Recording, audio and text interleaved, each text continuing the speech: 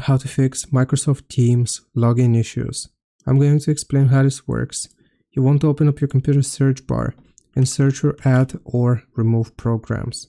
Click on System Settings here, the one that pops up, and we are just going to search for Teams.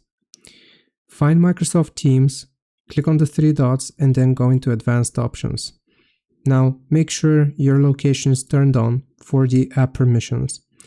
Then Power Optimized, make sure this is set for recommended, so whichever it says recommended, you select that. Runs at login, these startup tasks can be configured to run when you log in, so make sure this is toggled on.